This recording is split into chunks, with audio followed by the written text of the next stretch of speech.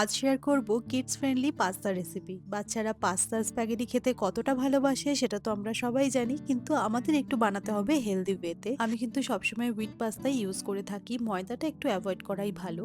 পাস্তার সাথে কিন্তু একটা টমেটো দেখো আমি বয়েল করে নিয়েছিলাম।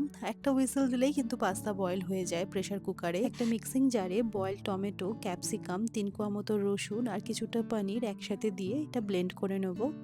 বাড়িতে তো সবসময় পনির অ্যাভেলেবেল থাকে না, সেক্ষেত্রে আমি কিন্তু সাদা তিল আর কাজু বাদাম পনিরের জায়গায় অ্যাড করে থাকি। আর চাইলে কিন্তু পাস্তার সাথে একসাথে তোমরা আদার্স ভেজিটেবলসও বয়েল করতে পারো। দেন সব কিছু একসাথে ব্লেন্ড করে নেবে, তাহলে ইয়ামি পাস্তাও রেডি আর আমাদের মায়ের মনও খুশি, কারণ ভেজিটেবলসও খাওয়া হয়ে গেল পাস্তার সাথে সাথেই। প্যানে অল্প একটু বাটার, তার মধ্যে মিক্সড হার্বস অ্যাড করেছি, দেন দিয়ে দিলাম এই পেস্টটা।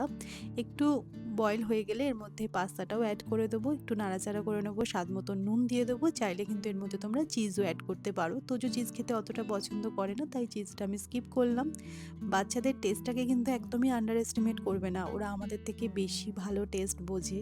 তাই যা খুশি একটা দিয়ে দেবো, ওরা খেয়ে নেবে এটা কিন্তু ভাবা একেবারেই ভুল। তো ইয়ামি পাস্তা একেবারেই রেডি হয়ে গেল, আর এটা তোজো খেতে ভীষণ ভালোবাসে।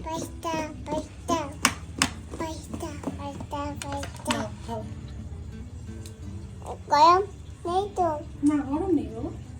কিডস ফ্রেন্ডলি এই পাস্তা রেসিপিটা তোমাদের কেমন লাগলো আমাকে জানিও। তোজো তো খুব আনন্দ করে খায় এই পাস্তাটা, আর যখনই আমি ওকে বানিয়ে দিই আর এত আনন্দ করে খায়, যেটা দেখে আমার ভীষণ স্যাটিসফাইং লাগে। এই দেখো প্লেট বলতে গেলে একেবারেই শেষ।